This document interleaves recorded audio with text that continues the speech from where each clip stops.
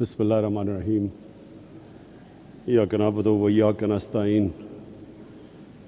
اب ڈاکٹر الیاس، مجھے یہ آپ نے یہ مسجد میں تالیاں تو آپ بجا نہیں سکتے، لیکن مجھے یہی نہیں پتہ چلے گا کہ آپ کو میری باتیں پسند آئی ہیں نہیں آئیں۔ اچھا، ڈاکٹر امجد کہہ رہے ہیں ہاتھ آپ کھڑا کریں گے۔ اچھا، میں سب سے پہلے آپ سب کو جو پیغام دینا چاہتا ہوں وہ یہ کہ یہ پاکستان ایک بڑی خواب کا نام تھا۔ ہم نے ایک مثالی اسلامی فلاحی ریاست بننا تھا، اور جو فلاحی ریاست کس کے طرز پہ بننا تھا؟ جو سب سے پہلے ہمارے نبی صلی اللہ علیہ وسلم نے مدینہ میں ایک ریاست قائم کی تھی، ان اصولوں پہ ہم نے پاکستان کو کھڑا کرنا تھا۔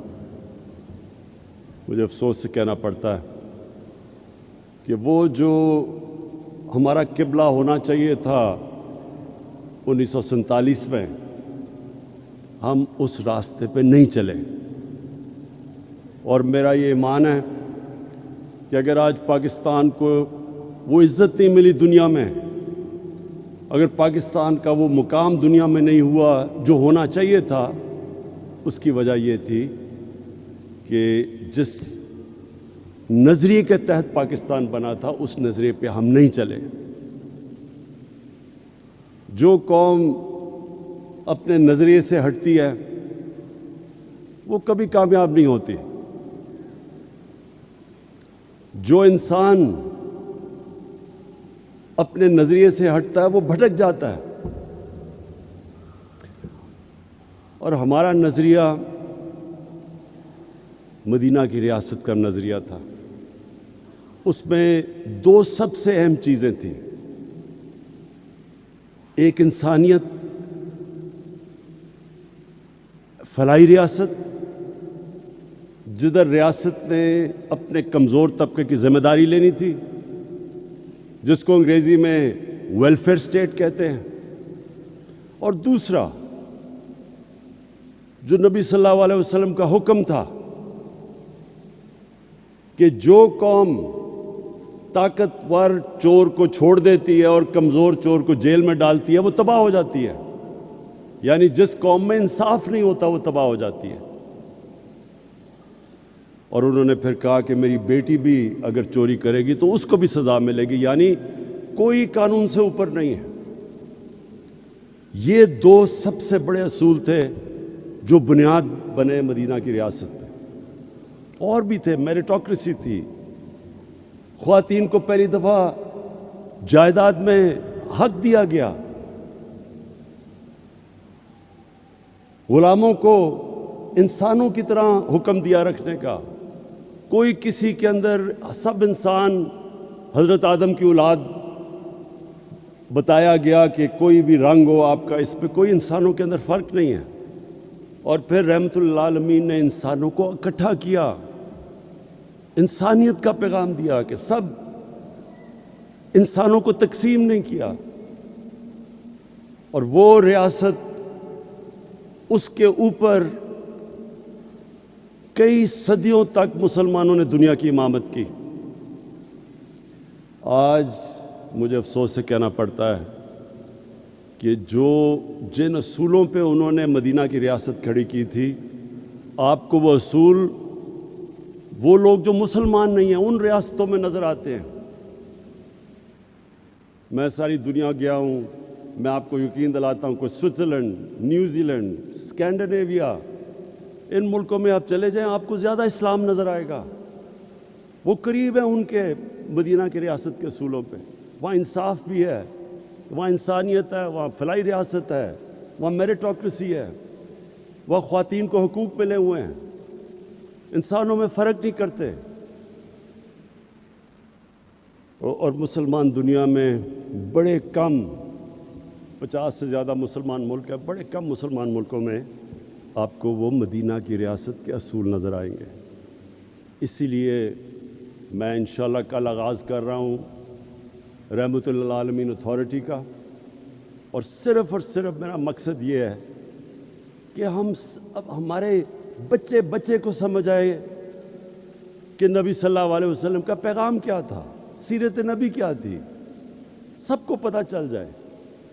اللہ کسی کو ایمان دیتا یا نہیں دیتا وہ تو اللہ کا تحفہ ہے، لیکن ہم اپنی ریاست ذمہ داری پوری کریں اپنے انسانوں پہ، اپنے بچوں پہ، ان کو بتائیں کہ اصل میں ان کی سیرت کیا تھی، ان کا راستہ کیا تھا۔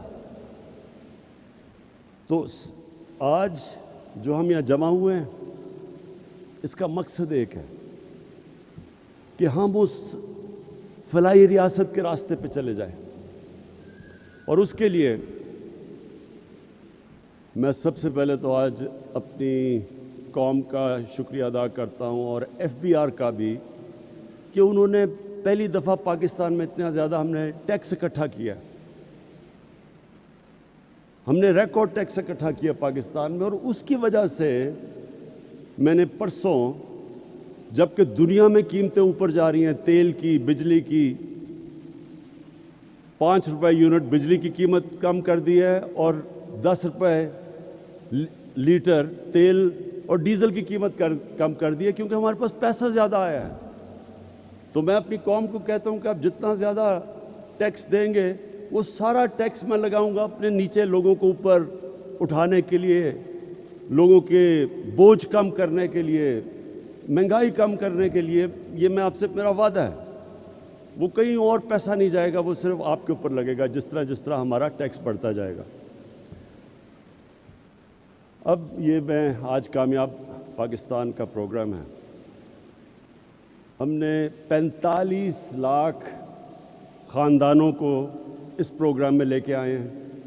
45 لاکھ خاندان شروع کیا تھا ہم نے پختونخوا سے، اور آزاد کشمیر، گلگت بلتستان، پھر جو ہمارے کمزور علاقے پنجاب کے ساؤتھ پنجاب میں، اور تھرپاکر سندھ میں، بلوچستان میں، لیکن اب سارے پاکستان میں ہم یہ پروگرام لے کے آ رہے ہیں۔ جس طرح ابھی ڈاکٹر امجد نے کہا، اور ڈاکٹر امجد میں آپ کی جتنی بھی تعریف کروں وہ کم ہے، آپ وہ انسان ہیں جو سمجھ گئے ہیں زندگی کا مقصد، کہ اللہ تو اس کو آخرت میں اس کو نوازتا ہے جو انسانیت کے لیے کچھ کرتا ہے۔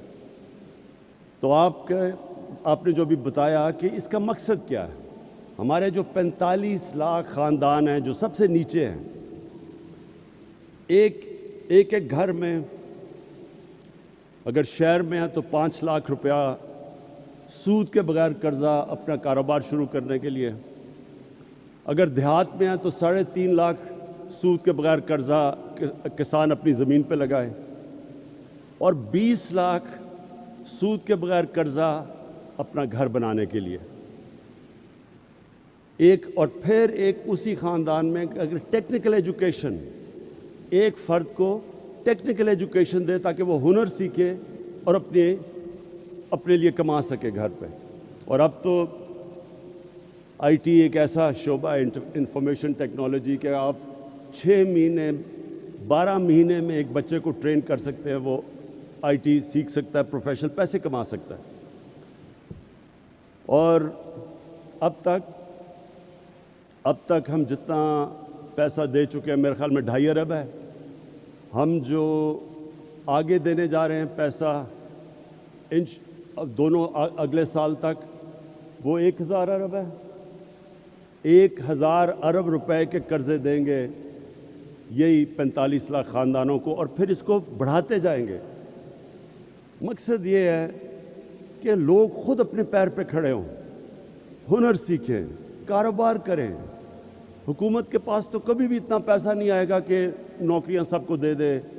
22 کروڑ عوام ہے، حکومت کے پاس تو اتنے وسائل نہیں ہوں گے، تو لوگوں کو مدد کر رہے ہیں کہ وہ اپنے پیر پہ کھڑے ہو سکیں، اپنا کاروبار، ہنر سیکھ سکیں، اور کسانوں کے لیے خاص طور پہ کہ سود کے بغیر قرضے ملیں تاکہ وہ اپنی زمین کے اوپر لگا سکیں اور اپنی آمدن بڑھا سکیں۔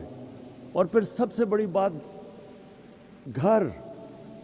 یہ ایک انسان کی سب سے بڑی خواہش ہوتی ہے کہ میرے اپنی چھت ہو، لیکن ہمارے ملک میں اتنا مہنگا ہے گھر بنانا، اور بینک ابھی تک قرضے ہی نہیں دیتے تھے چھوٹے لوگوں کو، تنخواہ دار طبقہ، ان کے پاس کبھی بھی ان کو قرضے نہیں دیتے تھے، پیسے والوں کو قرضے دیتے تھے۔ تو اس کا ہوا کیا کہ صرف پیسے والے لوگ گھر بنا سکتے ہیں، اور ہمارے یہاں کچی آبادیاں یہ بڑھتی جا رہی ہیں۔ کراچی میں تقریباً 40% کراچی کچی آبادیاں ہو گیا ہے، ہر شہر میں بڑھتی جا رہی ہیں، لاہور میں کچی آبادیاں، کیونکہ لوگوں کے پاس پیسہ نہیں ہے اپنا گھر بنانے کے لیے۔ تو یہ کوشش، ایک تو یہ کہ سب سے جو 45 لاکھ غریب خاندان ہیں ان کو 20 لاکھ کا سود کے بغیر قرضہ، اور پھر ہم نے اب بینکوں کو تیار کیا ہے۔ پہلی دفعہ پاکستان میں بینک اب تنخواہ دار اور اس طبقہ جو کرائے کے گھر میں رہ رہا تھا، اسی کرائے کے اندر وہ قسطیں دے کے اپنا گھر لے سکتا ہے۔ یہ بھی پاکستان میں پہلی دفعہ۔ اب تک 55 ارب روپے کے قرضے دیے گئے ہیں۔ اب تک 55 ارب روپے کے قرضے کبھی پاکستان میں تنخواہ دار اور نچلے طبقے کو نہیں دیے گئے تھے، اور یہ آنے والے دنوں ہر ہفتے یہ بڑھتے جا رہے ہیں قرضے، کیونکہ بینکوں نے پہلی دفعہ، ہم ان کو سبسڈائز کر رہے ہیں، ہم بینکوں کی مدد کر رہے ہیں ان کو پیسے دے کے، تاکہ جو سود زیادہ نہ ہو ایک عام آدمی کے لیے، تو گورنمنٹ سبسڈائز کر رہی ہے۔ تو انشاءاللہ میری جو خواب ہے کہ ہم وہ جو سفر نکل گئے ہیں فلاحی ریاست کی طرف، جس میں جو سب سے بڑا پروگرام ہم نے کیا، جس میں مجھے ابھی فخر سب سے زیادہ ہے، وہ ہے ہیلتھ کارڈ۔ اس مہینے کے اینڈ تک سارے پنجاب کے خاندان کے پاس ہیلتھ کارڈ آ جائے گا۔ یہ پھر سے سن لیں، ہیلتھ کارڈ کیا ہے؟ 10 لاکھ روپے کی ہیلتھ انشورنس ہر پنجاب، پختونخوا، آزاد کشمیر، گلگت بلتستان، بلوچستان، ہر خاندان کے پاس 10 لاکھ روپے کا ہیلتھ انشورنس ہوگی۔ یہ نہیں گورنمنٹ ہاسپٹل، کسی بھی اچھے سے اچھے ہسپتال میں جا کے وہ 10 لاکھ روپے تک اپنا علاج کروا سکیں گے۔ اب تک عام لوگ صرف گورنمنٹ کے ہسپتالوں میں جا کے اپنا علاج کرواتے تھے، اور گورنمنٹ کے ہسپتال اگر آپ باہر چلے جائیں بڑے شہروں سے، تو وہاں بڑا مشکل، کئی دفعہ ڈاکٹر نہیں ہوتے، نرسیں نہیں ہوتی، ایکوپمنٹ نہیں ہوتی، تو وہ بیچارے رلتے رلتے شہروں میں آتے ہیں، شہروں میں ہسپتال بھرے ہوئے ہوتے ہیں، 2 3 لوگ بستر پہ ہوتے ہیں۔ تو یہ جو ہیلتھ کارڈ سے اب کیا ہوگا؟ اب جو پرائیویٹ سیکٹر کے ہاسپٹل ہیں وہ دیہاتوں میں جا کے ہسپتال بنائیں گے، کیونکہ ہر خاندان کے پاس اب پیسہ آ گیا ہے اپنا علاج کروانے کے لیے۔ اور اس سے انشاءاللہ جو میری ایک ہمیشہ میں سمجھتا تھا کہ سب سے برا اور مشکل وقت ایک خاندان پہ تب آتا ہے جب ایک گھر میں بیماری ہو، ماں باپ بیمار ہوں، بچے بیمار ہوں، اور ان کے پاس پیسہ نہ ہو علاج کروانے کا۔ اس سے زیادہ ایک گھر میں بے بسی کا عالم نہیں ہوتا۔